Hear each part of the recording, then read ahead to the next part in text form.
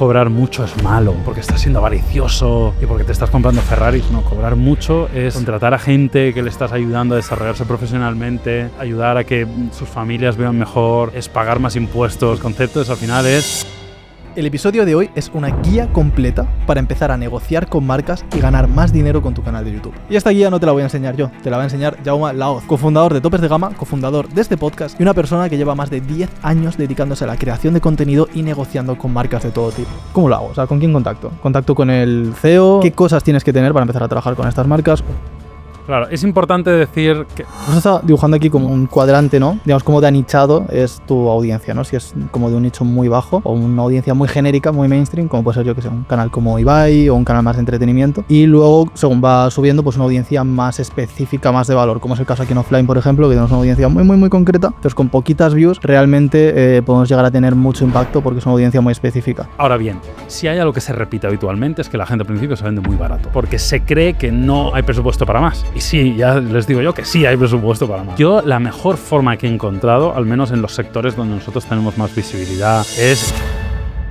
Por cierto, si tienes un canal de YouTube y quieres aprender nuestro proceso paso a paso para hacer vídeos que consiguen millones de visualizaciones, tengo algo para ti. Mi equipo y yo llevamos más de un año documentando nuestro proceso paso a paso para crear vídeos y hemos condensado todo en el YouTube Growth System. Desde cómo generar ideas de alta audiencia hasta cómo escribimos guiones, editamos y testeamos todos los elementos de un vídeo. Y puedes acceder a ello de forma totalmente gratuita en el primer enlace de la descripción. No tienes que dejar tu email, no tienes que registrarte, nada, solamente vas a la página y ves todos los vídeos explicándolo.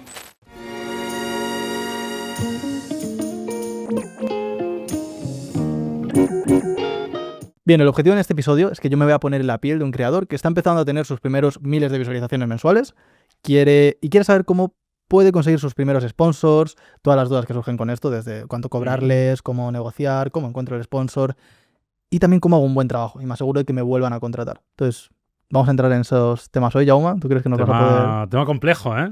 Tema complejo y un poco tabú por algún motivo también. Bueno, suele pasar, ¿no? Al final todo lo que tiene que ver con retribución económica siempre tiene un pequeño tabú, pero bueno, yo creo que es bueno abrirlo, es bueno hablar de ello y sobre todo tratar de que la gente pueda entender un poco qué es lo que les puede ayudar más, cómo validar ese trabajo, etcétera, etcétera. Yo creo que hay mucho que contar. Venga, pues vamos con donde yo creo que empieza todo, que sería ¿cuándo es el momento correcto para empezar a buscar sponsors? ¿Cuándo debo de empezar a...?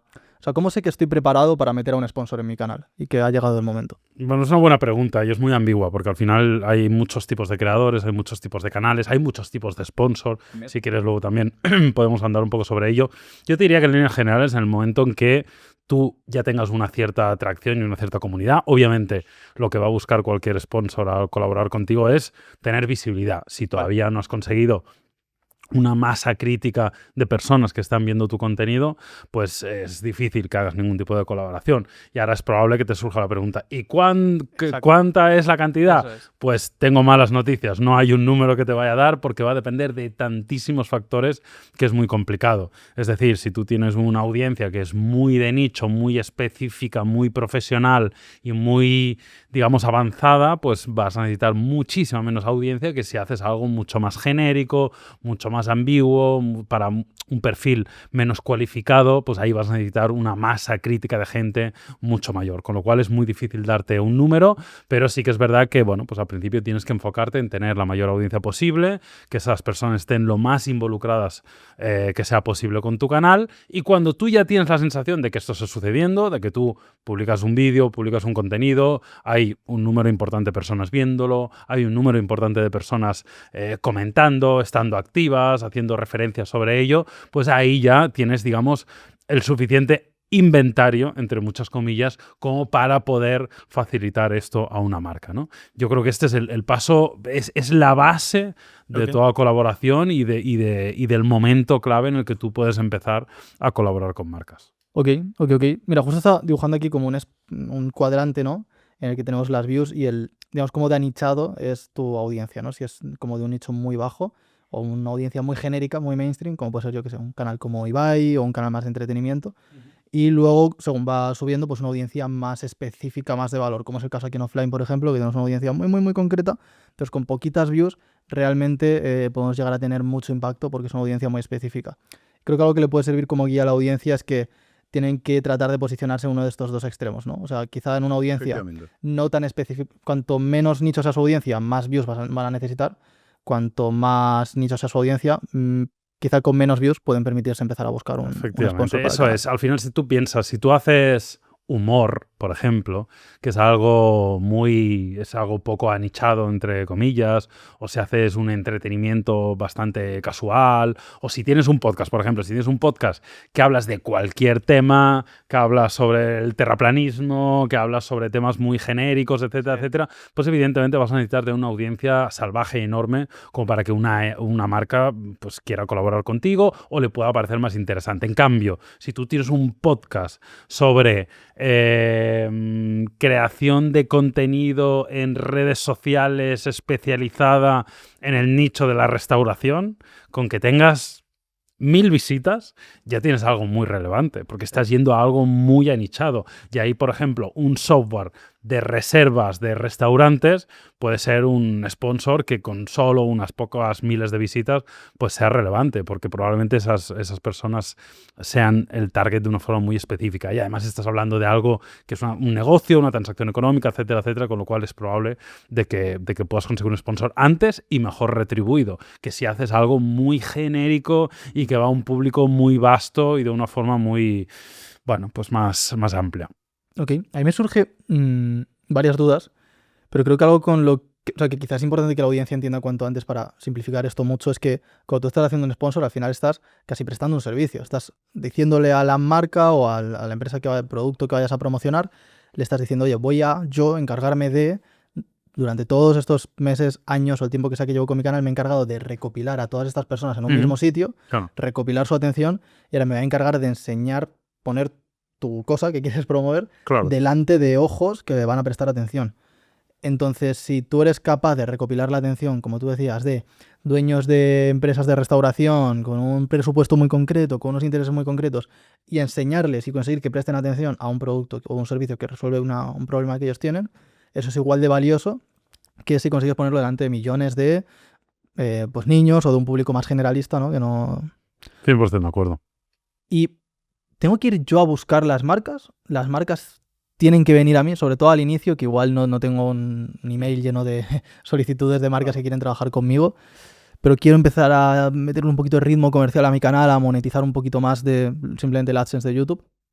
¿Tendría que encontrar formas de atraer yo a más marcas o tendría que yo activamente ir a buscarlas? Bueno, es una gran pregunta. Al final, el escenario ideal es que te vengan a buscar a ti, ¿no? Sí, que tú todas las mañanas te levantes y tengas el correo lleno de colaboraciones comerciales. Es algo que a nosotros nos ha pasado desde el principio, ¿no? Al final, nosotros en aquel momento pues simplemente nos dedicamos a hacer contenido, conseguimos muchísima audiencia y eso levantó las miradas de muchas agencias, muchas marcas, que al final nosotros pues todas las mañanas tenemos que hacer una criba de todos los correos que nos llegan de posibles colaboraciones con marcas. Luego hay que separar el grano de la paja, obviamente, pero eso es el escenario ideal. Pero yo creo que también hay que ser proactivo, estés en el estadio que estés, ¿eh? Es decir, si eres muy pequeñito hay que ser proactivo, pero si eres muy grande también hay que ser proactivo, ¿no? Para al final tú poder hacer las colaboraciones que tú quieres, de la forma que tú quieres y de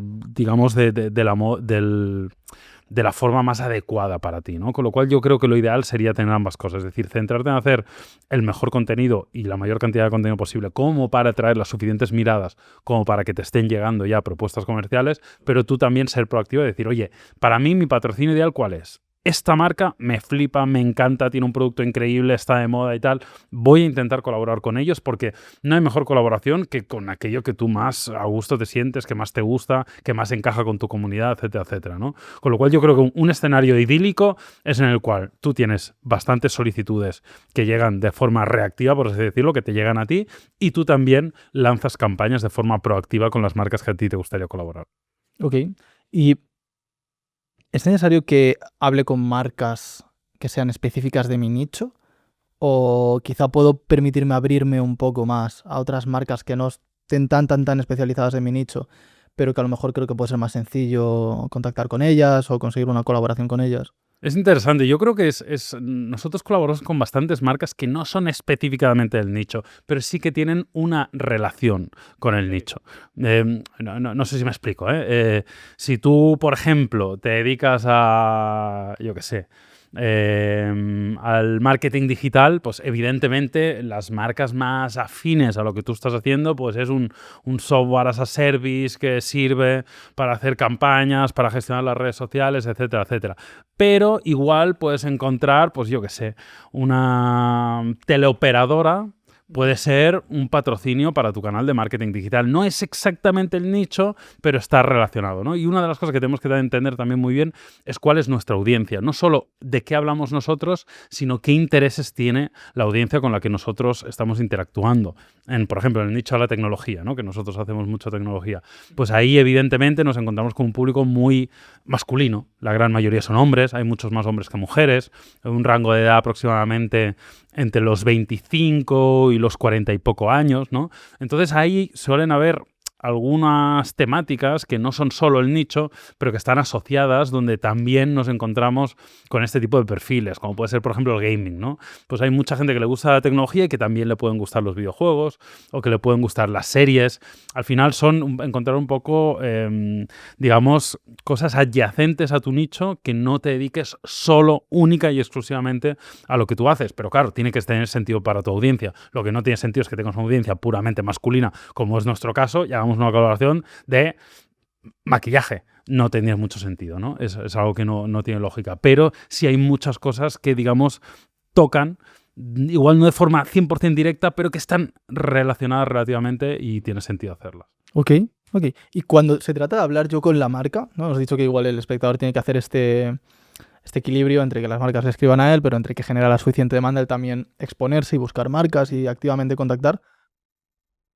¿Cómo lo hago? O sea, ¿con quién contacto? ¿Contacto con el CEO? ¿Contacto con el director de marketing? ¿Contacto con en algunas marcas más grandes tienen un influencer manager, alguien en concreto que busca influencers o colaboraciones? ¿Busco agencias de publicidad o de relaciones públicas que lleven varias marcas y me ofrezco a ellos y estoy en contacto con ellos? ¿A qué perfil me tengo que acercar? Bueno, aquí es complicado porque cada marca es un mundo, ¿no? Entiendo que en la gran mayoría de ocasiones nos vamos a encontrar con marcas que son bastante grandes, ¿no? Ya probablemente multinacionales o marcas bastante implantadas. Lo que hay que entender es que todas estas marcas al final tienen un departamento, que es el departamento de marketing. A veces incluso puede ser comunicación, pero bueno, a veces incluso están juntos. Bueno, cada marca es un mundo, ¿no? Pero normalmente el departamento de marketing es el que va a gestionar todo lo que tiene que ver con las campañas. Pero casi siempre lo que va a hacer es delegar o subarrendar, por así decirlo, esta campaña de influencer marketing a una agencia. Casi siempre vas a trabajar directamente con una agencia.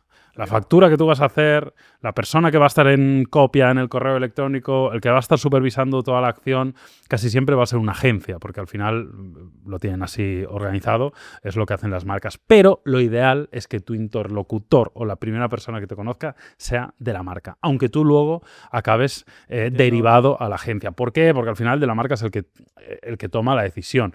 Es decir, la agencia normalmente pues le mandan campañas y dicen, oye, que hace una campaña con esto y tal, y la agencia tiene la capacidad para contactar contigo y cerrar el acuerdo contigo. Pero si tú tienes el acuerdo directamente con la marca, lo que puedes hacer es tratar de hacer un acercamiento y a dejar algo medianamente organizado, y al final la marca lo que hace es, le dice a la agencia, oye, he hablado esto con esta persona, gestiónalo. Este es el escenario ideal, que hables con la marca. Entonces ahí obviamente uno de los perfiles suele ser el director de marketing. O sea, si tienes que buscar una persona, un perfil en LinkedIn, normalmente es el director de marketing. Es verdad que depende de la marca y demás. Nosotros, por ejemplo, hablamos mucho, por ejemplo, en el sector del motor hablamos mucho con jefes de prensa, hablamos mucho con directores de comunicación, ¿de acuerdo? Que al final son departamentos un poco relacionados en cierta medida, ¿no? Normalmente marketing es el que invierte presupuesto para conseguir visibilidad y tiene la capacidad de, digamos, dirigir un poquito más los mensajes, mientras que el departamento de comunicación o de prensa lo que hace es conseguir visibilidad a través de prestar producto a medios de comunicación o generar ciertas actividades, presentaciones para invitar a medios de comunicación, prensa, para que hablen de esto, ¿no? Ambos buscan lo mismo, que es visibilidad, pero desde perspectivas distintas. Y suele haber relación. A veces hay hasta pique, ¿sabes? De, oye, tú hablas con comunicación, no con marketing, tal, no sé qué. Eso puede suceder. Pero normalmente el perfil suele ser el director de marketing, a no ser que sea una empresa muy pequeñita, una startup, donde ahí ya, pues igual puedes hablar con el CEO o con el fundador, claro. Has hablado antes de LinkedIn. ¿Es esta la mejor forma de contactar con ellos? ¿Me busco maneras de encontrar su email y les mando un mail? me pongo más serio aún y les busco en Instagram y les sigo en Instagram y les respondo una story o les escribo un mensaje directamente por Instagram. ¿Cómo contacto con estas personas? Pues mira, es una buena pregunta. LinkedIn es una buena herramienta. A nosotros nos ha funcionado en algunos casos. La verdad que es una herramienta que funciona bastante bien, pero no deja de ser un poco puerta fría, porque no dejas de enviar un mensaje ahí que muchas veces no te contestan y demás.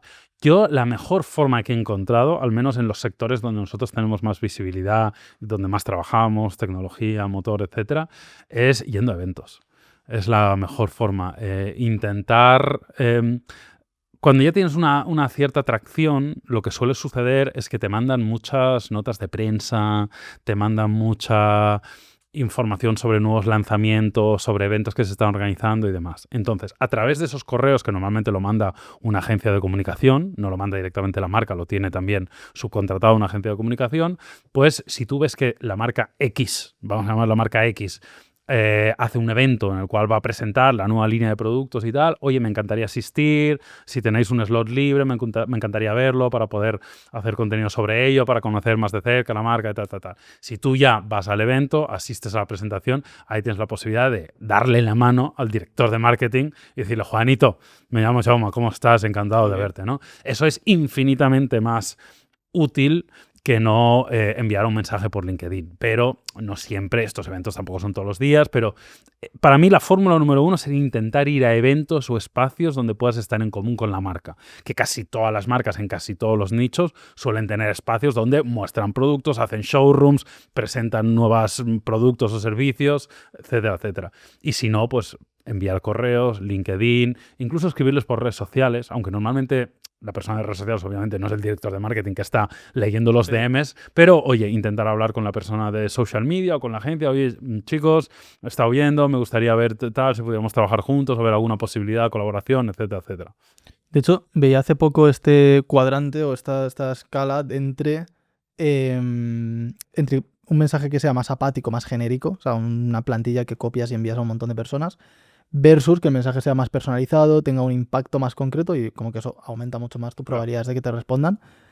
Y también compensando eso con el medio a través del cual haces el approach, ¿no? Si escribes a la persona un DM de Instagram, un mensaje por LinkedIn, un correo que recibirá decenas, si no cientos al día, o donde vi esto ponían el ejemplo de enviarle una carta física al sitio donde estuvieran, o tratar de personalizarlo más aún. Esto entiendo que es ya más casi al desesperado de voy a contactar con una marca sí o sí, pero quizá también a la audiencia le puede servir entender ese rango. No hace falta que lo lleves al extremo de ir físicamente a la oficina a darles una carta, claro, pero igual sí entender el evento es una muy buena forma de me quito de media a los miles de tíos que les escriben al mes un mail y ahora solo estoy compitiendo con 10 que están en este evento. También te digo una cosa, les escribe mucha gente, pero si tú eres mínimamente relevante, no es tan difícil. Claro, el problema es si llevas 2 días haciendo contenido, si nadie te sigue, no tienes impacto, tu contenido es de baja calidad, haces un contenido destructivo, con descalificaciones, tal. Si estás en alguno de estos barcos, obviamente no te va a contestar nadie. Ya te lo digo yo, porque si no eres relevante, no tienes tracción, no haces un buen contenido, tal, nadie va a querer trabajar contigo en ningún aspecto. Entonces ahí no hay mucho que hacer. O sea, por mucho que envíes cartas, tampoco te van a contestar. Sí. Pero si tú demuestras que llevas tiempo trabajando, oye, mira, pues mira, tengo estos medios sociales que llevo trabajando durante el último año y medio, un contenido está bien trabajado, se nota que eres una persona profesional, que hablas desde el respeto de los productos, dando una opinión sincera de cómo tú lo ves o explicando algo curioso alrededor de... y te ven que eres un tío trabajador, que estás haciendo las cosas relativamente bien, no es tan difícil que te contesten. A ellos también les interesa tener relación con todo lo que tenga que ver con gente que está haciendo contenido, que está comunicando y que está haciendo las cosas bien. Entonces, no es tan difícil si tienes unas bases. El problema es que muchas veces, y yo lo he visto porque ahora estoy recordando algún ejemplo de algún director de comunicación que sigues en redes sociales y tal, y algunos publicaban algunas, obviamente quitando información confidencial, pero publicaban mensajes que recibían y normal que no contesten. O sea, es que la gente manda unos mensajes genéricos, gente que acaba de empezar, que ha hecho 2 vídeos y quiere que le presten un equipo de 3.000 euros. Okay. Claro, o sea, hay que equilibrar un poco. Claro, cúrratelos que reciben una cantidad de cosas digamos, de baja calidad, que también si tú te lo has trabajado, llevas un tiempo trabajando, haces buen contenido, vas a estar en el top 10% de los mejores contactos que tienes. O sea, que no es tan difícil de verdad si te lo has trabajado. De hecho, de esto hablaremos después, pero no es tan difícil, sobre todo una vez que has conseguido la primera colaboración, si haces un buen trabajo, te has quitado de en medio al 99% de la competencia, porque dentro de la poca gente que se lleva a campañas, hay muy poca gente que se lleva una campaña y haga un buen trabajo. Y claro, totalmente de acuerdo. Y luego una cosa a decirte, no empieces nunca por una campaña pagada. Es decir, si tú quieres trabajar con, yo qué sé, con Coca-Cola, me lo estoy inventando, y te dedicas a hablar sobre bebidas, yo qué sé, sobre refrescos, pues primero habla con Coca-Cola y dile, oye, me gustaría probar la nueva que habéis sacado, el nuevo sabor, de forma orgánica, para tener ya un acercamiento y porque se supone que tú tienes un interés legítimo en la marca. No llegues, lo primero es, oye, quiero hacer una acción patrocinada.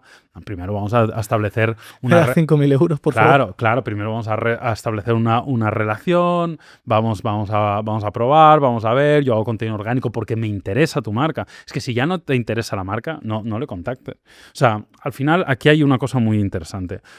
A nosotros, por ejemplo, nos contactan muchas marcas que a nosotros nos interesan muy poco. Okay. ¿Por qué? Porque a casi nadie les interesan las marcas y la gran mayoría de eso lo rechazamos, pues son cosas que no son muy interesantes. Pero como no son muy interesantes, nadie quiere trabajar o poca gente quiere trabajar con ellos. Entonces, incluso cosas de un presupuesto muy alto, pero que dices, no, porque no me interesa, no encaja, no tiene sentido. En cambio, las marcas que molan, todo el mundo quiere trabajar con ellos. Entonces, tú a las marcas que molan, primero me acercaría desde una perspectiva de contenido editorial, con cosas que realmente tienes un interés legítimo por hacerlas. Y luego, si hay una relación, oye, ¿qué te parece si trabajamos también con una opción para poder fortalecer más, para dar más visibilidad a este producto que a vosotros os interesa más, etcétera, etcétera? Vamos por ahí. Okay. De hecho, estaba acordándome del caso de un chico que tiene cierta audiencia en Instagram, que se llama Luis Luceño, que quería sacarse una colaboración con Colacao y estuvo haciendo una serie de vídeos totalmente que Colacao no había pedido para nada, no sé si era Colacao, estoy viendo aquí Nocilla, bueno, alguna marca de este estilo, y empezó a hacer una serie de reels tratando de que la persona de social media de Colacao le contestara. Entonces eran reels haciendo tipo de aventuras que normalmente Colacao sponsorizaría, pues saltar en paracaídas o cosas así, y tagueando a Colacao en el vídeo, diciendo a la gente etiquetada a Colacao, etcétera. Y después de todo eso, por fin Colacao le envió una caja a su casa, entonces ya hizo un reel enseñando el producto de Colacao.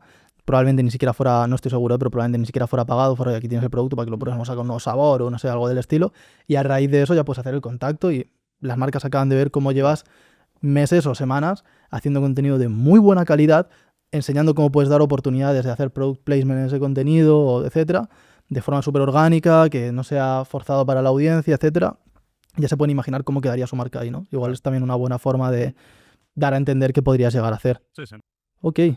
Y me pongo en la piel de ese creador que está, como decíamos, ¿no? Buscando sus primeros sponsors, le está costando, no le escribe mucha gente, casi incluso tiene que ir él persiguiendo marcas. Consigue por fin alguien le haga caso, consigue una reunión, le dan una oportunidad. Entonces llega la pregunta del presupuesto. ¿Cuánto va a costar esto?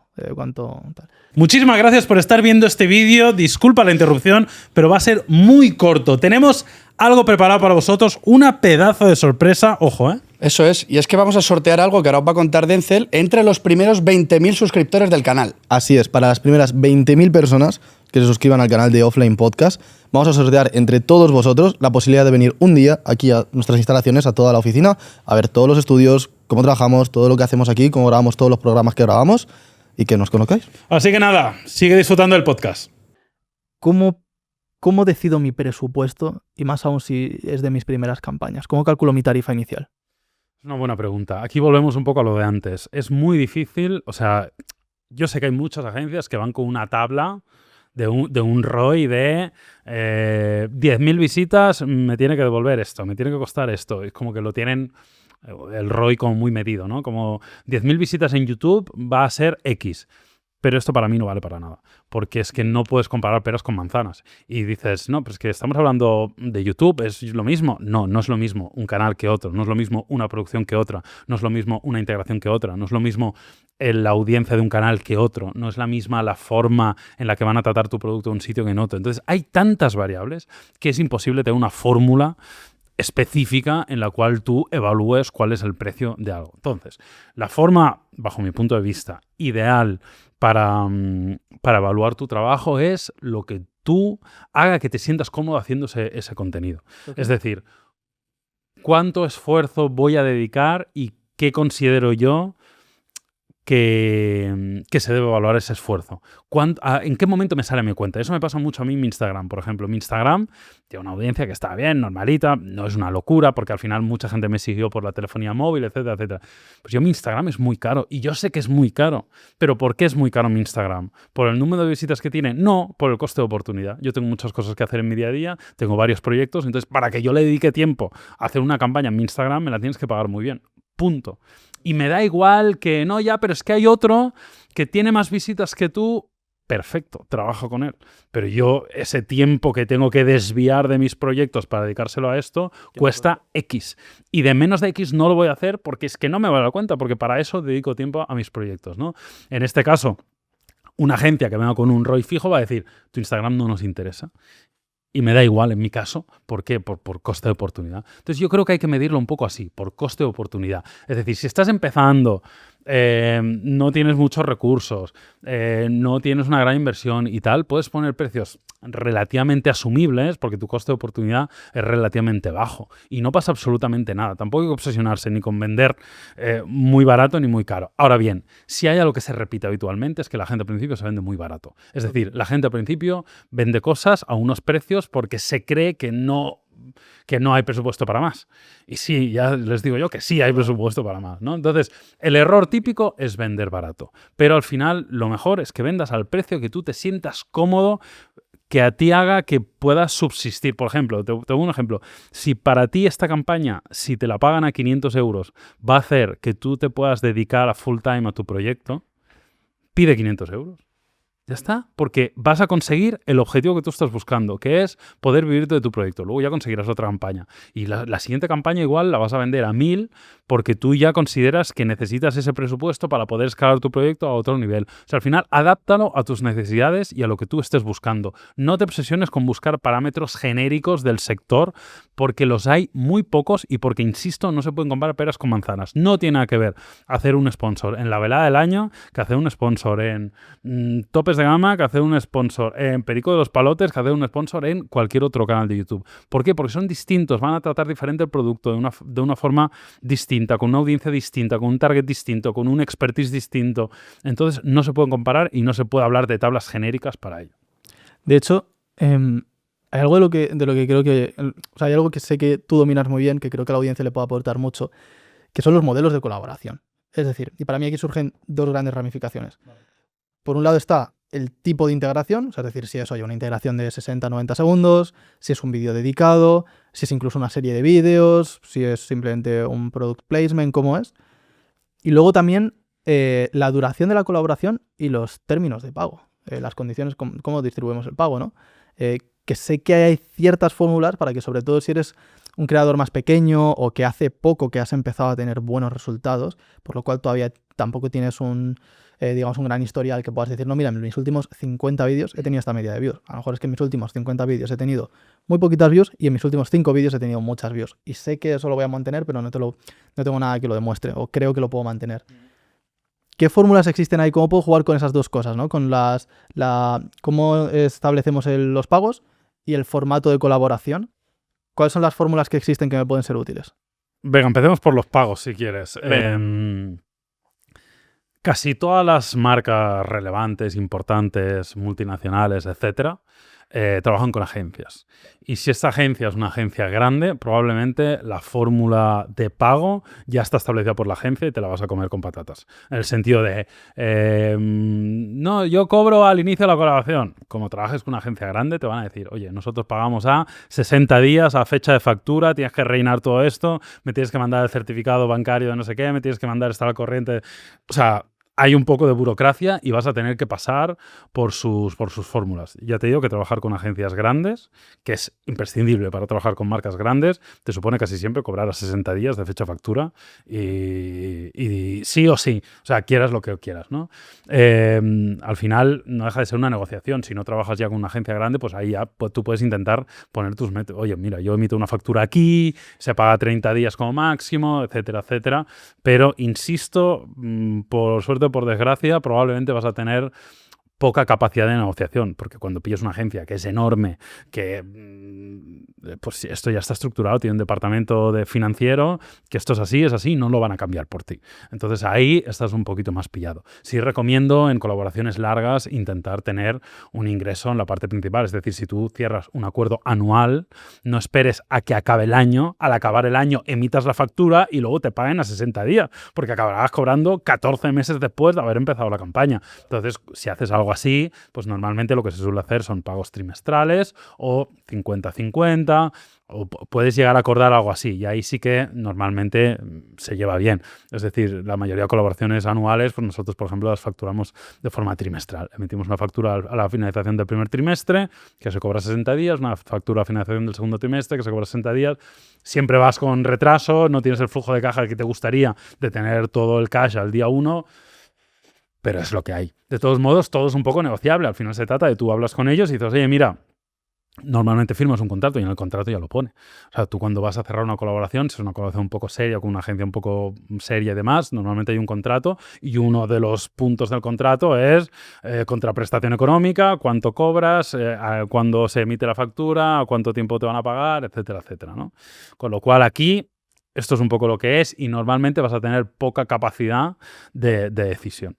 Y en cuanto al tipo de colaboraciones, bueno, al final aquí hay muchas, ¿no? Yo creo que sobre todo lo que hay es un contenido branded dedicado, es decir, en el cual tú dedicas una pieza exclusiva para hablar de un producto o un servicio, que digamos que es la colaboración pues ya bastante relevante, porque tienes que pensar una creatividad exclusiva, porque toda la pieza va orientada hacia un colaborador, etcétera, o puedes hacer integraciones, ¿no? Una integración que puede ser pues que un sponsor patrocina una sección de tu programa, o que metemos 2 minutos al inicio del vídeo hablando del servicio que tiene relación con lo que estamos hablando, o puede ser simplemente un product placement donde hay un producto visible en pantalla que está presente durante el contenido, pero no se habla específicamente de él o no se le da mucho hincapié. Hay diferentes fórmulas, evidentemente.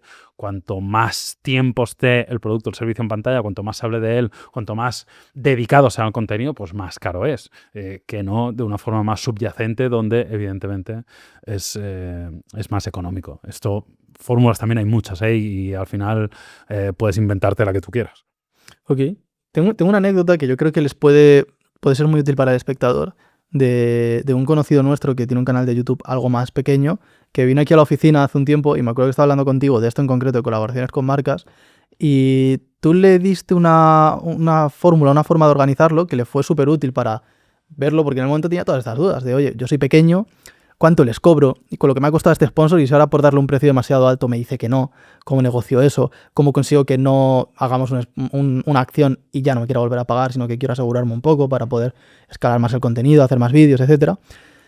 Y tú le hiciste una fórmula que era, en lugar de cobrarle por vídeo, cóbrale por views. Entonces le cobras por una cantidad de views y tú trabajas con él hasta alcanzar esas views. Es como dar una garantía en un servicio o en un producto. Es una buena fórmula. ¿Cómo funciona eso? Bueno, es relativamente simple. Es decir, tú al final, en lugar de acordar unos contenidos concretos, acuerdas un número de audiencia o de visualización concreta, y luego tú te tienes que buscar la vida para conseguir ese alcance, ¿no? Pues oye, 1 millón de views, por ejemplo.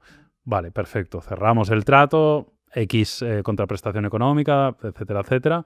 Lo vamos a hacer de esta manera, vamos a potenciar hacia esa dirección, vamos a hablar de estas ventajas del servicio, etcétera, etcétera. Y yo ya voy a empezar a hacer contenidos hasta conseguir 1 millón de views. Si soy muy bueno, lo haré en 2 contenidos, por ejemplo. Si funcionan peor, pues tendré que hacer 10 contenidos. Pero ahí ya me cargo yo la responsabilidad y garantizo un cierto éxito de la campaña, ¿no? Porque una de las cosas que sucede en redes sociales, tú lo sabes, que a veces hay contenidos que funcionan muy bien, otros funcionan peor. Bueno, es difícil a veces tener una estabilidad de impacto. Además, cuando algo está patrocinado o hay algún tipo de patrocinador, siempre suele funcionar un poco peor porque, bueno, la gente pues suele irse del vídeo y pierde retención, etcétera, etcétera. Entonces, una buena fórmula es esa. Oye, yo te garantizo unas visualizaciones concretas y yo ya me buscaré la vida para hacer todos los contenidos necesarios. Con esto te garantizas que siempre habrá un cierto éxito y el cliente no se podrá sentir decepcionado por el rendimiento del contenido. Así que me parece que es una fórmula a valorar.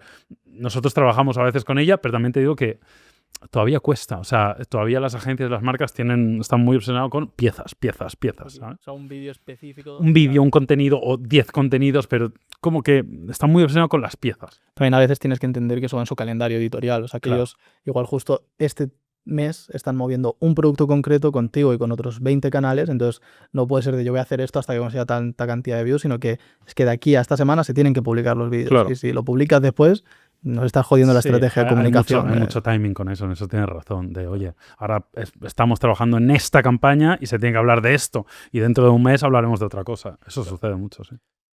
¿Cómo fue vuestra historia con vuestro primer sponsor, en el caso de Topes de Gama? ¿Recuerdas cuál fue? Si te soy El sincero, no me acuerdo. El más mira. antiguo que recuerdes.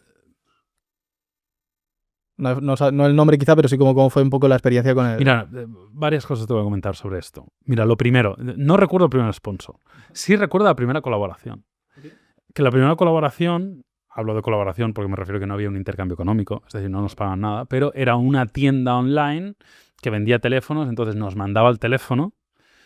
Claro, nosotros en aquel momento no teníamos acceso a producto, no nos conocían las marcas, no teníamos acceso a nada. Entonces, para nosotros tener producto era muy valioso porque nos permitía hacer contenido. Entonces, era una tienda online que nos mandaba los productos, a nosotros no nos costaba nada, teníamos acceso al producto, lo podíamos ver, lo podíamos tocar, lo podíamos probar y a cambio simplemente dejábamos un enlace en la descripción diciendo a la gente que si lo querían comprar, lo podían comprar ahí.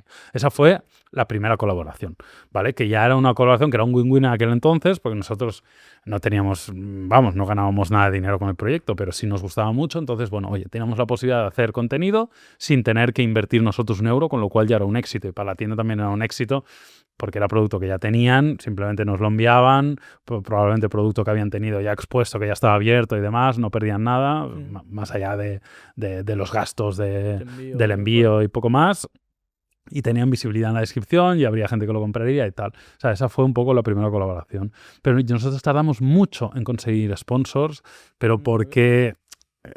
Era un sector también muy nuevo. Claro, o sea, en verdad hablar de smartphones y demás tan temprano tampoco había tanta... Claro, no, y hablar de campañas de influencer marketing. O sea, ya, también, claro. Sitúate en un momento que WhatsApp no existe, que Instagram no existe, que TikTok no existe, que lo más moderno es... O sea, YouTube salían 4 gatitos y ya está. Lo más moderno era Facebook. O sea, claro, estamos en otra época. Entonces ahí hablar de influencer marketing seguramente no existía la palabra. Entonces, bueno, hay que entender que era un momento en que de esto. Entonces nosotros tardamos años en conseguir sponsors, pero empezamos a monetizar con YouTube. Y eso nos dio la suficiente capacidad. O sea, nuestro primer sponsor fue YouTube. Nos permitía ganar dinero. Pagaban el CPM de YouTube. Claro, claro. O sea, nosotros empezamos ganando dinero con YouTube y eso nos dio la vida como para poder dedicarnos a full time. O sea, esa fue una de las claves del proyecto. Y honestamente no recuerdo la primera colaboración. Es que no recuerdo. ¿Y el presupuesto más inicial que recuerdes? Para esa gente que esté pensando cuánto cobro por mi primera campaña. Yo recuerdo facturas de 300 euros. Ok. O 250 euros. Yo creo que es lo más pequeño que hemos hecho nunca jamás. Bastante pequeño. Sí, pero en aquel momento, claro, no sé cuántos años hace, pero hace muchos años de eso y que el proyecto era nada. Éramos 2 amigos haciendo vídeos cuando tenían un rato. Hacer, yo qué sé, 3 o 4 al mes de 300 euros, pues eran 1.200 euros, que para aquel entonces está muy bien. Era casi el sueldo de una persona. Entonces, era algo relevante, sí. De hecho, has hablado antes de una cosa que no hemos tocado, pero que creo que también habría que quitar de en medio los estigmas al respecto, que es el hacer un vídeo gratis, trabajar gratis al principio. ¿Crees que es algo que debería de hacer este creador que está empezando? ¿Debería de plantearse, oye, al principio de hacer alguna colaboración sin cobrar nada, solamente por demostrar que hago un buen trabajo, empezar a tener algo de historial que pueden enseñar a otras marcas, etcétera? Bueno, puede ser una opción. Al final es un poco como becarios, ¿no? ¿Un becario debe trabajar gratis? Pues depende. Si al final donde vas a trabajar estás aprendiendo, está guay, te da un buen currículum y tal, pues sí, hazlo gratis porque estás ganando algo, estás ganando experiencia, conocimiento y currículum. Si vas a un sitio que no vas a aprender nada, qué tal, no sé qué, pues no. Yo creo que aquí es un poco... A ver, yo en general mi mensaje que le traslado a todos los creadores de contenido es cobrad y cobrad lo máximo posible.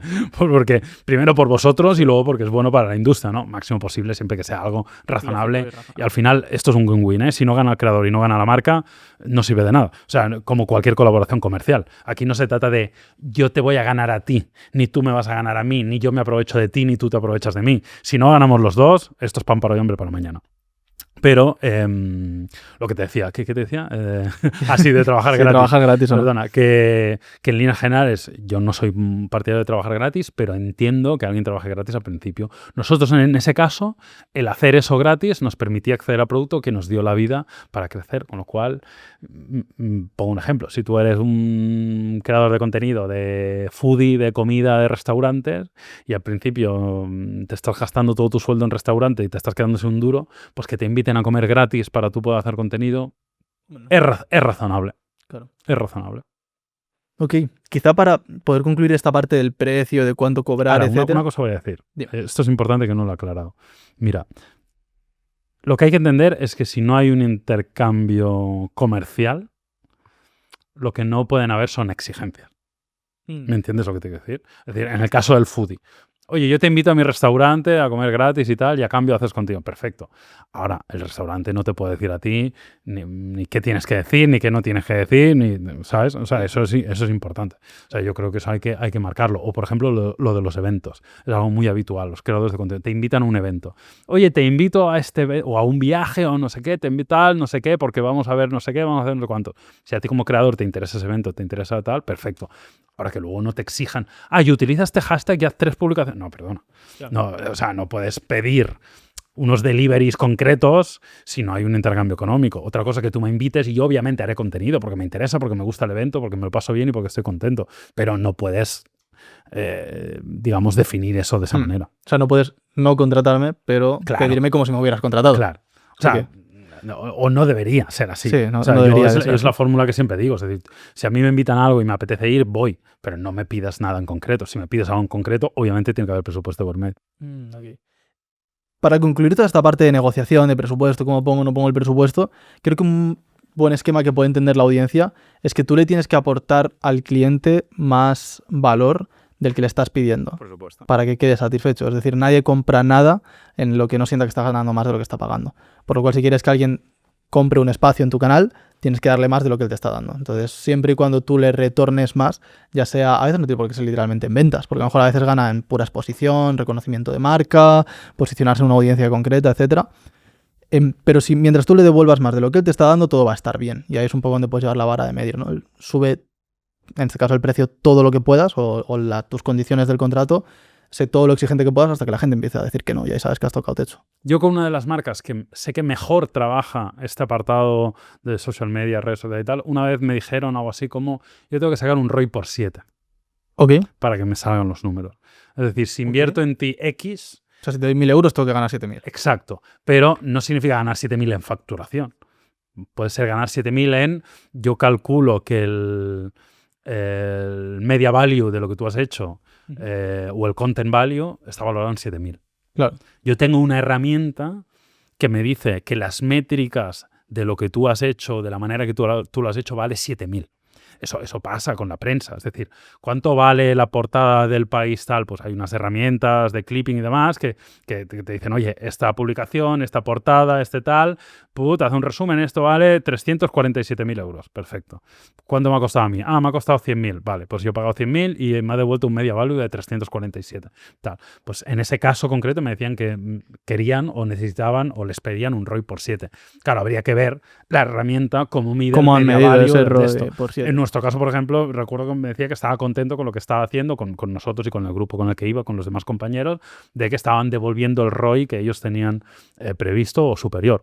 Pero, bueno, al final eso es. De hecho, eso me lleva a una cosa que creo que muchas veces al inicio no tenemos en cuenta, al menos una cosa que a mí al inicio se me daba fatal, que es el primero asegurar tu gasto. Es decir, si a ti como creador para hacer el vídeo pues a lo mejor si eres pequeño ni siquiera tienes un editor, pero estás gastando de tu tiempo, claro, cuánto cuesta tu tiempo, ¿no? Cuánto dinero ganas al mes, cuántas horas trabajas, lo divides, tienes cuánto cuesta tus horas de trabajo y no te puede costar más la colaboración de lo que te están pagando. De hecho, te debemos estar mucho menos. Claro, pero a mí al menos al principio, con la agencia me pasaba de... Eso pasa al principio. Claro. O sea, eso pasa al principio cuando eres pequeñito, que al final, o al principio o en casos muy concretos. Te voy a poner el ejemplo de Gaspi. Claro, Gaspi, el vídeo que se hace para la velada, se gastó, no sé cuánto se gastó, pero se gastó varios miles de euros en producirlo. Probablemente. Claro, y recuerdo que sería un vídeo que decía que no me salía a cuenta. O sea, estoy perdiendo dinero, y eso que tuvo millones de visitas. Pero bueno, es un caso muy concreto que hace una producción muy trabajada y demás. Pero cuando eres pequeñito, al principio tienes que pensar, oye, pues ¿cuánto me cuesta que me ayuden a editar el vídeo, hacer la miniatura, tal? Me gasto, para hacer este vídeo me gasto 500 euros. Pues claro, si la colaboración es menos de 500 euros, amigo, ¿qué estás haciendo? Efectivamente. Estás perdiendo el tiempo. ¿Sabes lo que te quiero decir? Sí que es verdad que luego cuando eres grande, esto ya no es un problema, porque están muy alejados los gastos de producción con lo que cobras. O sea, cobras muchísimo más de lo que te cuesta producir el contenido, pero muchísimo más. Entonces ya eso casi que lo vas eliminando de la ecuación. Sí. A no ser que hagas hiperproducciones como Gaspi, que se le ocurra mucho en los contenidos, o de esto. Pero digamos que los que llevamos ya un tiempo en esto, la producción es relativamente pequeña para el retorno, porque al final lo que busca la marca no es tanto la producción. O sea, hacemos producciones que están bien, pero no son hiperproducciones. Pero lo que tenemos es mucha audiencia. Claro, claro. No, recuerdo al inicio que a lo mejor estaba buscando, pues oye, te voy a editar tantos vídeos al mes. Y el cliente me decía, pues oye, tengo 500 euros. Y yo decía, bueno, pues vale, genial, pues con esto vamos. Y luego yo tenía que hacer los malabares como fuera para con 500, bueno, sin gastarme más de 500 euros, resolver, y a lo mejor te acabas gastando 470 y te quedan 30 euros del presupuesto, ¿no? Entonces que tengas en cuenta de, oye, más o menos cuánto porcentaje de beneficio quieres tener es y que, no claro, gastarte tiene que ser más. un poco al revés. O sea, claro. Eso de tengo 500 euros, ¿qué me puedes hacer? No, es... Claro, tienes el me cuesta tanto. Claro, ¿qué necesitas? Esto vale X, punto. Claro. Claro, ¿cómo se lo dejas? No pasa nada. Si no, no eres un cliente para mí, no pasa nada. No hay que verlo desde la prepotencia ni desde nada. Es simplemente, oye, este trabajo yo necesito X dinero para hacerlo. Si no, no me interesa. Y ya ahí ya tengo incluido pues, los costes de producción, tengo incluido lo que yo considero que debo cobrar yo, tengo incluido un margen de beneficio tal, etcétera, etcétera, lo que tú consideres. Pero el mensaje no es, a ver qué tienes, dame las sobras. No. Es, ¿qué necesitas? ¿Necesitas esto? Yo lo valoro en esto. Si no, pues no trabajamos y no pasa nada. Claro, exacto. Que no te encuentres luego con esa sorpresa. O sea, el valor lo empiezas a sumar una vez que has cubierto el margen que quieres sacar. Sobre eso sumas el valor de tu trabajo. Claro. No, claro. O sea, el valor es el restante de lo que queda del presupuesto. ¿Qué cosas tengo que tener para empezar a buscar marcas de forma seria? ¿Necesito un media kit?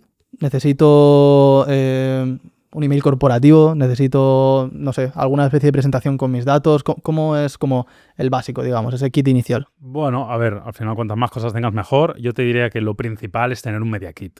Vale. Que un media kit suena muy bonito, pero es un PDF con 3 hojas diciendo quién eres, qué haces y por qué estás contactando con ellos. Básicamente tienes que responder estas preguntas. ¿Quién soy?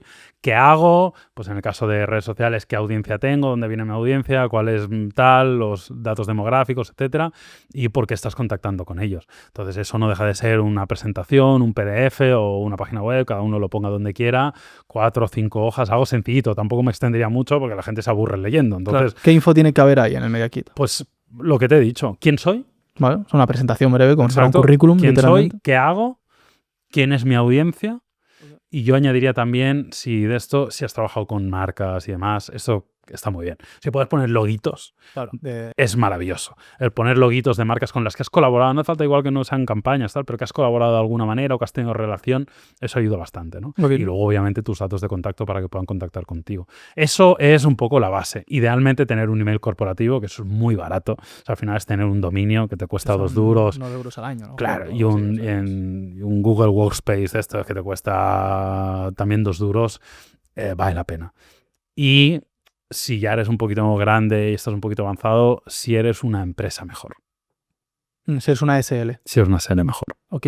Esto es una pregunta que tenía para más adelante, que quería pasar por ella un poco por encima, porque evidentemente no somos una gestoría ni nada por el estilo, ni tenemos ningún conocimiento fiscal ni legal, pero sé que mucha gente ya con esta duda de, oye, ¿cuándo me hago autónomo? O si ya soy autónomo, tendría que hacer una SL.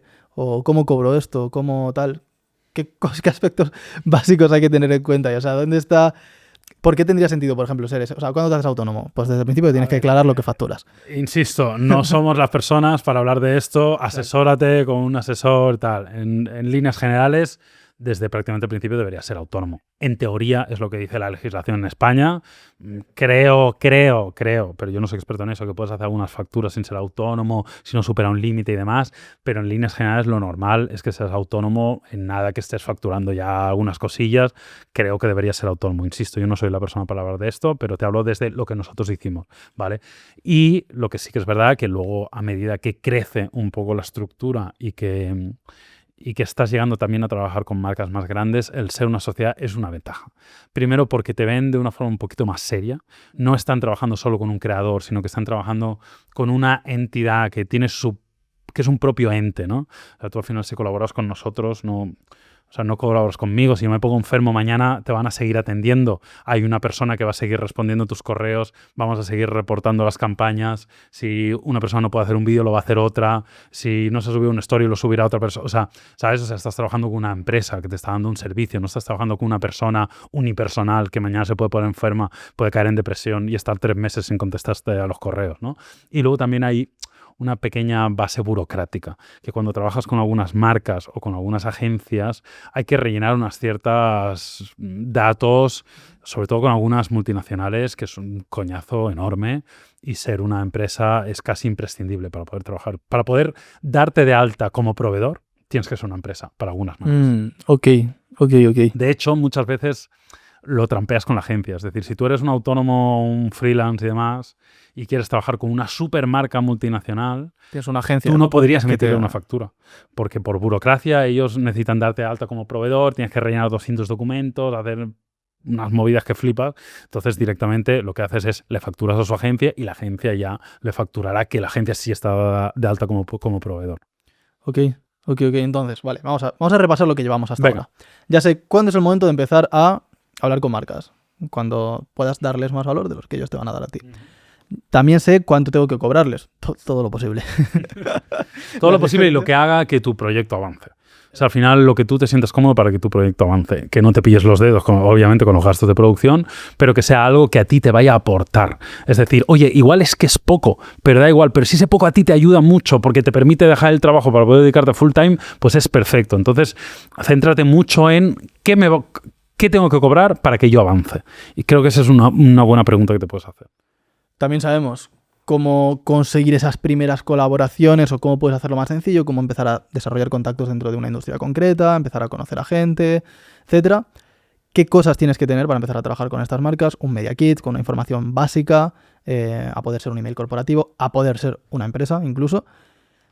Ahora, ¿y cuando le doy mi presupuesto a una marca y me dice, pues es demasiado, o podemos bajarlo, o yo solamente tengo este presupuesto?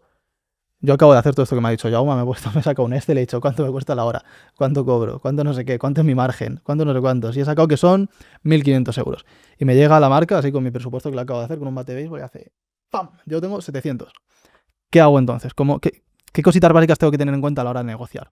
A ver, lo primero es, si el presupuesto que te están dando está muy por debajo, no tiene sentido, o algo de esto, directamente rechazarlos de forma lo más elegante y profesional posible. Muchísimas gracias por el interés, ha sido tal, gracias por contactar conmigo, pero ahora mismo no podemos colaborar con estas condiciones porque no encaja dentro de lo que estamos haciendo, ni es compatible con lo que están pagando el resto de clientes, lo que sea. Le dices algo elegante, formal, bien dicho, que esto parece una tontería, pero es que solo el hecho de ser profesional es un gran ya paso. Es un punto. Es que hay mucho cafre por ahí que se enfada y contesta rebotado a los correos.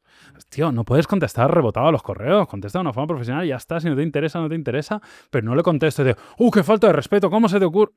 Tío, claro. ¿qué mundo vivimos, sabes?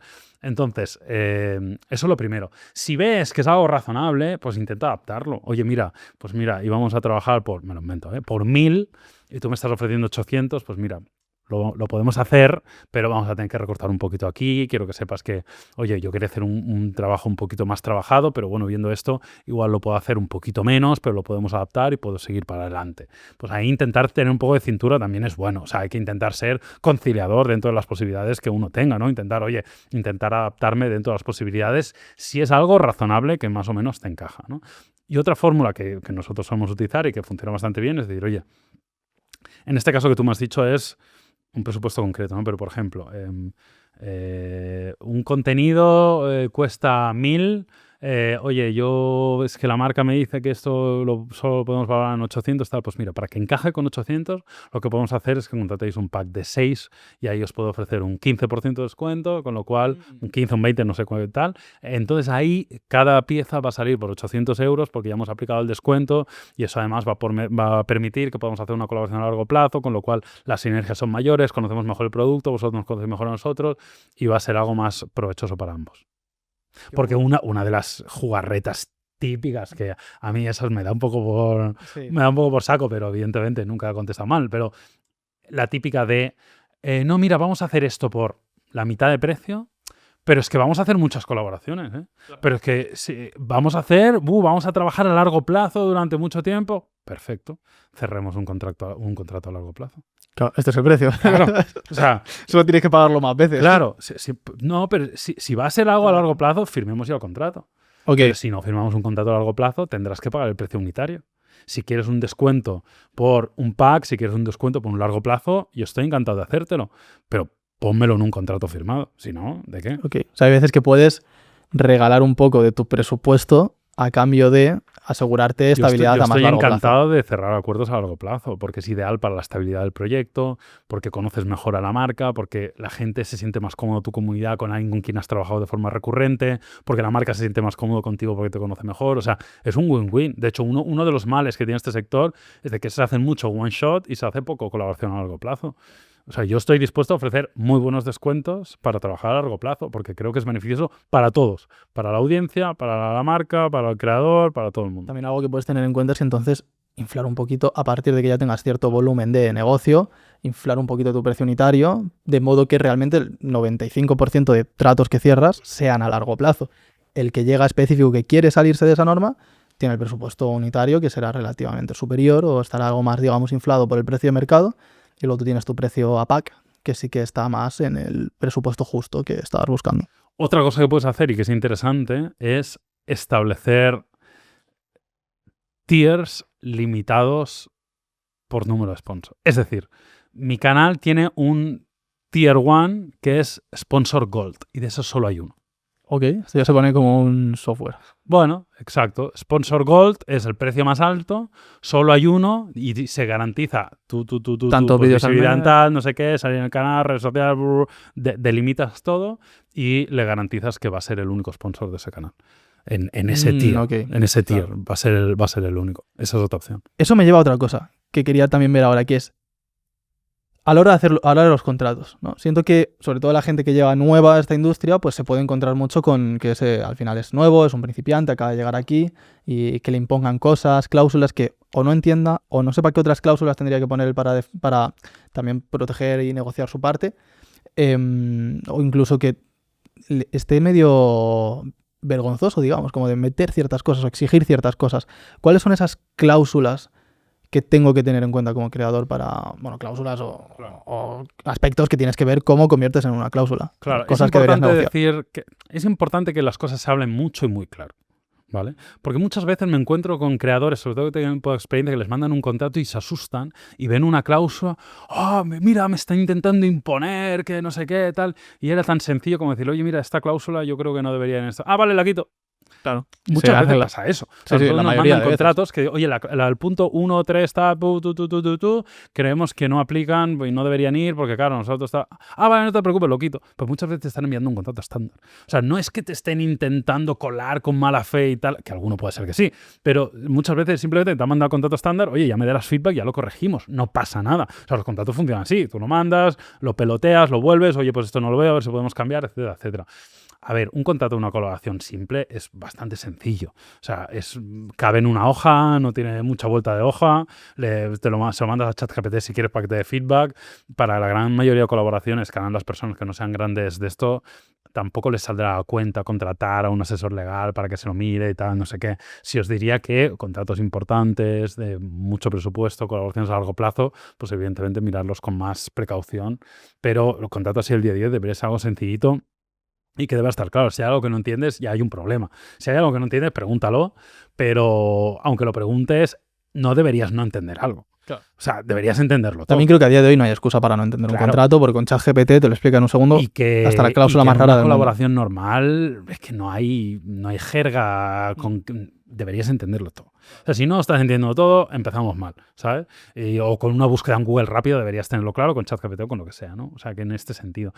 Cosas así un poco más concretas, pues derechos de uso del contenido, dónde va a salir este contenido, si lo pueden usar ellos, es decir, si es un contenido que estás haciendo tú para tus redes, pero por ejemplo, si ellos lo van a utilizar luego ese contenido. Si ese contenido, por ejemplo, tú lo vas a subir a YouTube, ellos se lo pueden descargar y subirlo en redes sociales, por eso estaría bien comentarlo.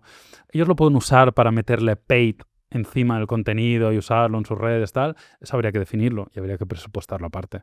Si tú le vas a dar acceso a Pay y tal, tendrías que cobrarle más. Bueno, estos detallitos son un poco lo que hay que tener en cuenta. Luego también a veces puede haber algunos problemas con temas de... no me sale ahora la palabra. De que otra marca parecida trabaje contigo. Sí, de exclusividad. Perdón, que no me salía. Pues con la exclusividad a veces suele haber algunos problemillas de, oye, no, 3 semanas de exclusividad tal. Bueno, pues eso hay que verlo, hay que hablarlo. Puede ser, no puede ser. Lo presupuesto aparte, no lo presupuesto aparte. Es algo que tienes que tener en cuenta. Bueno. Ok. Claro, por ejemplo, te pongo algunas casuísticas que he visto. Tengo un amigo creador de contenido que hace un tiempo hizo una colaboración por un TikTok con un software concreto y él en principio había hecho un TikTok y de repente ese TikTok se utilizó creo que durante 1 o 2 años como anuncio de forma bastante masiva. Claro. Porque no lo había tenido en cuenta en el contrato, por ejemplo. Pero no había tenido en cuenta qué significa. ¿Estaba puesto en el contrato o no estaba puesto? No había el contrato, pero no había exigido que no se usara, por ejemplo. Claro, eso habría que verlo, pero claro, eso tendría que estar definido y delimitado, evidentemente. Son ese tipo de detalles que quizá tienes que Claro, en el contrato normalmente pone quién hace ese contenido, dónde va, quién tiene los derechos de explotación, tal, todo eso habría, de todos modos, eso está feo que como mínimo no se lo hubieran comunicado. O sea, entiendo que se lo encontró él de repente sin saber nada. Claro, se encontró de repente un día de esto, entras a TikTok y ¡pum! Hostia, soy yo. Además era el contenido que él había hecho en su cuenta y lo habían resubido en... Estaban haciendo Pay desde otra cuenta. Sí, esto fue hace ya 2 o 3 años, no me acuerdo súper perfecto, pero sí, fue algo así. Pues esta es la típica cosa que habría que haber tenido en cuenta y haber revisado el contrato. Cualquier agencia relativamente grande, estas cosas se suelen hablar antes y te las suelen poner en el contrato y suelen estar delimitadas y definidas. Quizá lo mejor es que tú te sientes y sin contrato ni nada, simplemente pienses qué cosas me gustaría que se tuvieran en cuenta, ¿no? Desde el sentido común. O sea, cuánto tiempo quiero que me den para hacer el vídeo, qué cosas quiero tener yo controladas a la hora de cómo publico el vídeo. Rondas de cambios. Claro, cuántos cambios me pueden pedir en el vídeo. Eso es importante. Eso es. Porque si no te puedes meter en un berenjenal importante. Exacto. He visto mucha gente volverse loca con los cambios de las marcas, de cierto tipo de marcas.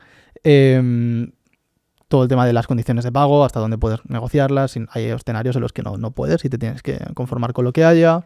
Tema de también al nivel de longevidad, si es un contrato que va a durar bastante tiempo, bajo qué condiciones se puede cancelar y cuándo no, que de repente no te llega alguien que diga, no, pues mira, habíamos acordado que no sé qué, pero si te fijas esto no has cumplido 100%, entonces aquí se acaba tu contrato y tú pensabas que tenías 2 años de contrato y se te acaba ahí. Quizá con ese tipo de cosas que las bajes y simplemente te asegures de que queden claras de forma muy redundante en un contrato. Yo diría que si hay un consejo que se puedan llevar es que un contrato no es como en las películas de artistas, que parece que es como la gran discográfica y tienes que hacer todo como una cláusula que no se entienda, que es en verdad una estrategia legal para luego decir, tiene que ser súper claro y fácil de entender lo que pone. Exacto. Es importante que esté todo bien definido, pero también es importante que no sea demasiado largo.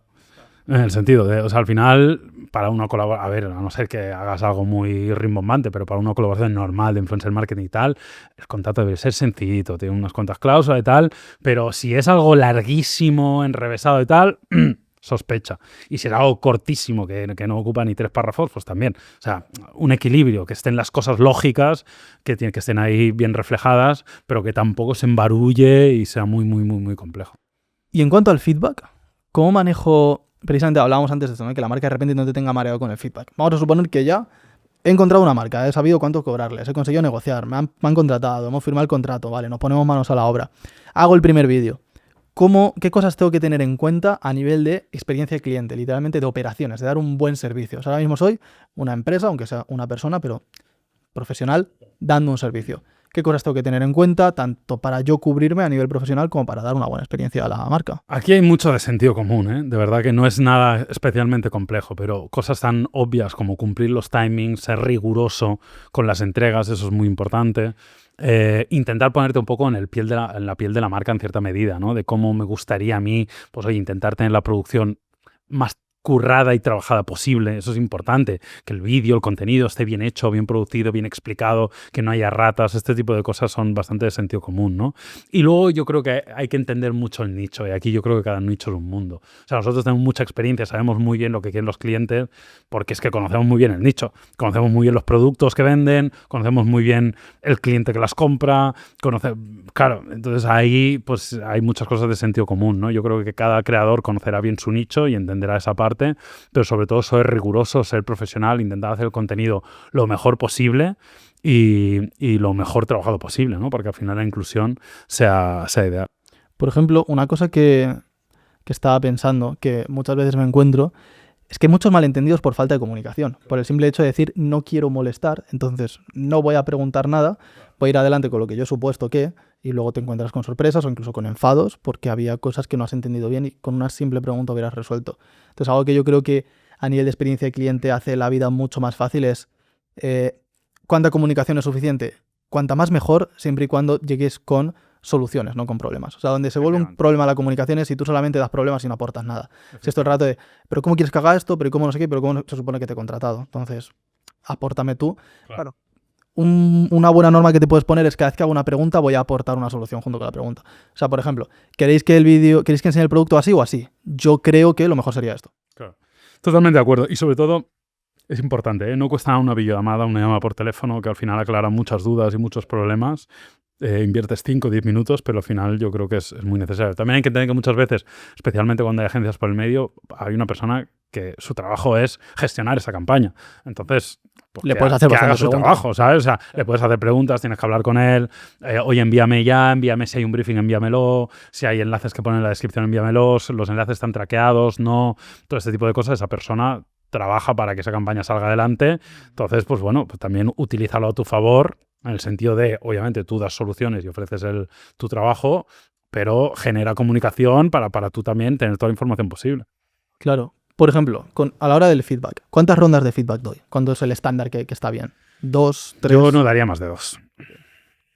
Pues claro, porque hablamos de rondas, no hablamos de cosas. Cantidad de cambios. O sea, rondas es que igual voy a acabar produciendo eso 3 veces. Claro. Con 2 rondas. Claro, o sea, si me das 2 rondas, produzco una vez el vídeo, me pides una serie de cambios, lo produzco otra vez, me pides una serie de cambios. Claro, nosotros sí que es verdad que lo tenemos ya muy trabajado, que casi siempre todo lo solucionamos con edición. Pues ya lo sabemos muy bien cómo van las cosas. Entonces, casi todo lo podemos solucionar con edición. Porque la mayoría de feedback es, pues, aquí el producto, esta diagonal, se le hace una sombra y no me gusta. Pues, oye, meto otro b-roll y ya está, ¿sabes? O has dicho esta palabra que se puede malinterpretar porque como el de esto y el otro modelo tiene tal, pueden pensar, vale, no te preocupes, corto esta, meto b-roll por encima y lo puedo de esto, ¿no? Entonces, bueno, eso es importante. ¿Qué parte del vídeo le tengo que pasar a la marca para que revise? ¿Le paso el vídeo entero? Bueno, ¿le paso solamente su fragmento? Depende. Si la colaboración es el vídeo entero, pues el vídeo entero. Si es solo la inclusión, le puedes pasar solo el trozo, sin problema, claro. Porque es lo que ellos están patrocinando. O sea, si hacen una mención de 1 minuto de un servicio, pues les mandas la mención de ese minuto. El resto del contenido no tienen por qué verlo. ¿Es necesario que haga algún follow-up post-campaña? Es decir, una vez que ya ha sucedido la campaña, que ya se ha publicado el vídeo en cuestión, a eso, oye, un placer haberos visto, hasta luego.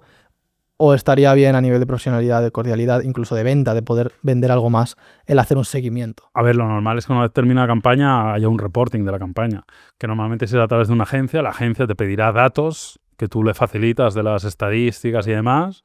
Y de esto, muchas veces, aquí también está la forma de reportar. ¿Cómo reportas? Lo puedes hacer 2 pantallazos guarros en el móvil y enviar en un correo, o puedes hacer un reporte bonito y tal. En teoría, la agencia es quien hace un reporting profesional para la marca. Entonces, ahí está tu nivel de cuán profesional quieres ser tú para mandarse al intermediario. Okay. Cuanto más profesional seas, más le estás facilitando la vida a la marca, a la agencia. Pero más recursos estás invirtiendo tú. Claro, pero igual lo puedes tener en cuenta en tu presupuesto. Ahí está. Él voy a dedicar luego, no sé, 2 Nosotros, horas más por ejemplo, a hacer un buen reportamos reporte. mucho mejor que la media. Ok. Pero tampoco es el reporte de la agencia debería ser mejor que el nuestro. Si no es mejor que el nuestro, tiene un problema la agencia. Pero nosotros reportamos muy bien. O sea, es un reporte que casi podría ir directamente a la marca sin pasar por la agencia. Pero yo creo que le facilita las cosas a la agencia para que luego ellos hagan sus reportings. A nivel casi más de negocio, ¿qué cosas puedo tener en cuenta o qué cosas puedo hacer para que he conseguido un cliente, le he ofrecido, le he despachado el servicio que tenía? ¿Cómo ahora puedo convertirme en un colaborador a largo plazo de la marca? Si, por ejemplo, hemos hecho un primer contacto, ¿cuál sería el siguiente paso, literalmente, para, oye, ofrecerles de forma profesional que hagamos más colaboraciones, que sigamos adelante, etcétera? Bueno, el primer paso es haber hecho un gran contenido. Un buen trabajo, o sea, ¿no? claro, Que haber queden hecho un muy contentos. buen trabajo. Que hayas hecho un muy buen trabajo ya es un paso súper importante. O sea, al final, conseguir que los clientes repitan, porque quieren repetir, porque les ha gustado, porque ha funcionado, porque tiene sentido, porque ha sido cómodo trabajar contigo, porque has hecho las cosas como se tienen que hacer, porque has entregado los entregables en el tiempo que se tenía que entregar, porque has hecho bien la factura en el momento que la tenías que hacer. Has hecho todo esto bien, es probable que repitan contigo, ¿no? Puedes ser proactivo y de aquí a un tiempo decir, oye, mira, me gustó la campaña esta que hicimos, tiene sentido, es un sponsor que encaja con mi audiencia, ¿os interesaría hacer algo a largo plazo? Os puedo ofrecer un descuento y creo que podemos hacer cosas chulas y comunicar por aquí, por allá y creo que tal. Lo puedes hacer, puedes ser proactivo. Pero la mejor forma de trabajar a largo plazo con un cliente es hacer el trabajo de la mejor forma posible. ¿Merece la pena, si soy un creador de contenido, buscarme una agencia o un manager? ¿O quizá mejor es tirar por mi cuenta? Depende. Aquí, claro, es que aquí hay mucho donde rascar. Claro. Nosotros, en nuestro caso, nunca hemos trabajado, o sea, nunca hemos tenido manager, no hemos tenido agencia, no hemos tenido nada. ¿Qué hemos hecho? Hemos ido creciendo el proyecto como para que el propio proyecto absorba esa labor de managing de todas nuestras campañas. Yo creo que eso es lo ideal. Pero sé que hay muchos creadores que no tienen tiempo, son solo una persona, están ahí haciendo su contenido, pues contratan a un repre, o contratan a un manager, o contratan a una agencia que les lleva. La gran mayoría de veces me dice la experiencia que no suele ser... Buenas experiencias. Hay excepciones, pero en general, a no ser que... ¿Cuál es la historia? Que si tú trabajas con una agencia de representación, lo normal es que le den un gran servicio a los grandes creadores y un mal servicio al resto. O sea, si eres Ibai, no tendrás problema. Vas a estar en todas las campañas, van a estar pendientes de ti, te van a poner a 3 Key Account Manager para tu cuenta, vas a ser capitán general. Pero como seas alguien mediano pequeño, probablemente vas a quedar un poco... Porque al final una campaña de... He dicho Ibai, pero una campaña de un creador top igual son pues, a partir de 200.000. Y una campaña tuya igual son 2.000. Entonces, tienen que hacer 100 campañas tuyas. El esfuerzo... Tienen que hacer un esfuerzo... El trabajo de... 100 veces el esfuerzo de una campaña que probablemente van a dar el mismo... Habrá el mismo número de rondas de cambio, el mismo número de facturas de administración y tal. Y hay que hacerlo 100 veces, mientras que el otro hay que hacerlo una vez. El esfuerzo. Entonces, obviamente, siempre se va a potenciar a los grandes. Si eres muy grande, probablemente... Si eres muy grande, yo lo haría in-house.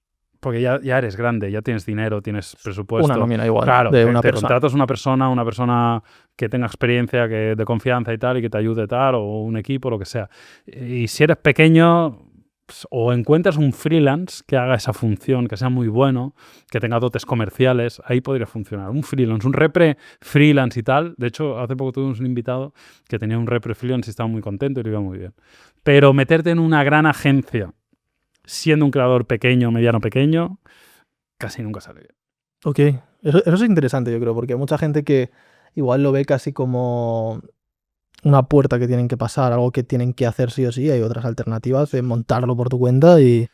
O y montarlo hazlo por muy tu bien. cuenta o encontrar un profesional independiente, a no ser que seas muy grande. Si ya eres muy grande, yo creo que tiene sentido Es ya una meterte nómina que vale la pena. en una de las grandes agencias de representación, que obviamente esas agencias, claro, el problema de tú ves esa agencia y, guau, es que esta agencia trabaja con tal creador que es enorme y ha hecho campañas con Coca-Cola y con Fanta y con no sé qué, tal. Ya, pues es que esas campañas no van a llegar a ti. Claro, es que eso no va. Esa campaña tan grande va a llegar a ese creador tan grande y tú vas a estar aquí y no vas a rascar ni al creador ni a la campaña, ¿sabes? Eso es.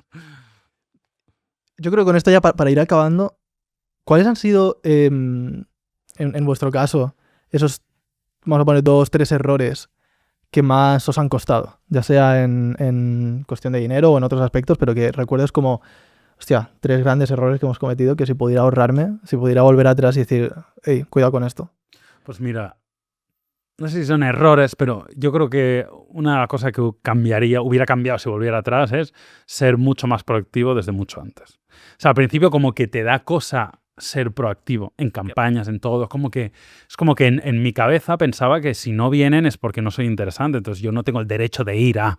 Yo no tengo el derecho de ir a pedirte un producto, yo no tengo el derecho de ir a ofrecerte una campaña y luego te das cuenta que, obviamente, no solo es que estás capacitado para, sino que además le facilitas la vida a él. Él está deseando que vengas tú porque así se ahorra tener que hacerlo él. Hay que entender que la persona que está en el departamento de marketing es una persona que trabaja de 9 a 5, que luego sale y le interesa más ir a jugar al pádel con sus amigos que, macho, hay de todo, ¿eh? Hay muy buenos profesionales, pero también hay gente que está ahí Haciendo su cumpliendo trabajo. su jornada laboral, hace lo que tiene que hacer para cobrar el sueldo a final de mes y tampoco va a hacer cabriolas para... Sí, no va a heredar la empresa, ¿no? Claro, no va a heredar la empresa. Entonces, eso también hay que tenerlo en cuenta. Entonces, no haber sido más proactivo desde antes y no haber cobrado más caro desde antes.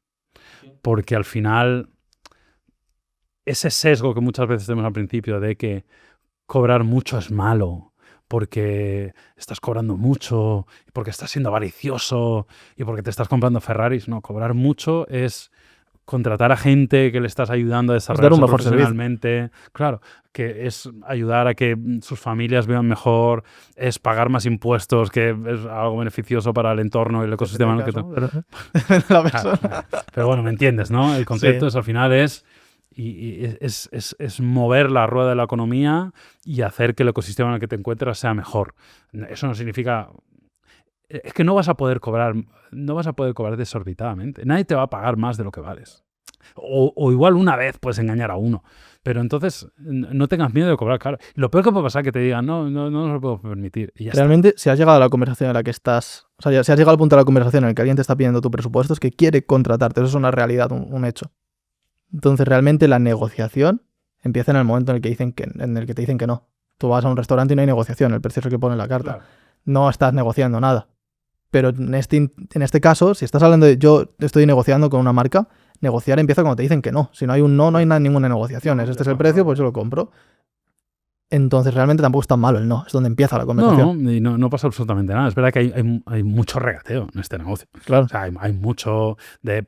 Porque al final la agencia tiene un presupuesto de X y lo tiene que repartir con los mayores creadores posible. Entonces, si tú le cobras un poco menos, pues tiene más presupuesto para metérselo a otro y ya está, no pasa nada. Pero ahí ya está, tú tienes que tener claro hasta dónde quieres llegar, qué quieres hacer y ya está, y no pasa absolutamente nada. Pero no tener miedo. He dicho cobrar caro, pero realmente la palabra no es caro, es cobrar un presupuesto más alto del que estás acostumbrado. También porque hay un cambio de paradigma en el momento que tú trabajas por cuenta ajena, los esquemas mentales económicos son otros. Porque cuando tú trabajas por cuenta ajena, el tipo de sueldos son unos y luego cuando eres un profesional independiente o eres una empresa, los números son otros. Pero son otros porque también tienes otros gastos que no tienen nada que ver. Entonces, igual alguien que trabaja por cuenta ajena ve 10.000, hostia, 10.000 euros, 10.000... De los que se quedan. Cuando tienes una oficina, unos trabajadores, seguros sociales, cuando tienes que comprar tú el material que se va a utilizar y tal, no es mucho. No, es bastante poco. Y De tienes que pagar el IRPF y el impuesto de sociedades y es poco, ¿sabes? Es un ejemplo, ¿eh? Pero bueno, es verdad que el romper, el hacer este paso, sobre todo los que primero trabajan por cuenta ajena y luego pasan a ser profesionales independientes o creadores de contenido, pues a veces hay como hacer un esquema mental que hay que juntar, que ya no son 1.500 euros al mes, ¿sabes? O sea, que tienes que cambiar el paradigma. Quizá también pensar el ejercicio de qué tendría que ser verdad. O sea, si tú cobras 1.000, ¿qué tendría que ser verdad para que cobraras 10.000? O sea, si tú ahora mismo tienes que plantearte a un cliente y obligatoriamente darle 10.000, ¿qué tienes que hacer para que esos 10.000 valgan la pena? Tienes que hacer más vídeos, tienes que hacer lo que hemos dicho, en lugar de cobrarle por vídeos, cobrarle por views y comprometerte una cantidad de views y seguir trabajando hasta conseguirlas. Tienes que cambiar una parte de la experiencia, tendrías que tener unos poquitos más de números o solamente tienes que tener la capacidad de decir 10.000 de forma confiada y segura y decir 10.000, que suene a que es verdad. Suena creíble. Que suene creíble. Que son las cosas que tienen que pasar. Y a lo mejor muchas veces no aterrizas en 10.000, pero aterrizas en 5.000 o en 7.000 y dices, oye, pues en verdad me siento bastante cómodo. Después de darle una vuelta a esto, las cosas que tendrían que ser verdad para pedir 7.000 son las que ya están pasando. O sea, tiene sentido pedir 7.000 y no tal. Sí. Y puedes plantarte ahí en un... Creo que después de haber visto este episodio, cualquier espectador de offline ya tiene mucho más claro cómo puede conseguir su primera marca, cómo negociar con ella, cómo entregar un buen servicio y cómo conseguir que le vuelvan a contratar. Y ya no solo eso, sino que ahora en el final incluso cómo escalar esto. Pero hay otras formas de ganar dinero como creador de contenido. Y de hecho hace poco hemos publicado un episodio en el que analizamos cómo otros creadores de contenido han creado sus propios negocios o sus propias marcas y lo pueden ver haciendo clic aquí. Así que ahí lo tienen Buen para CTA, seguir. Claro, para que sigan viendo más vídeos, más episodios. Claro que sí.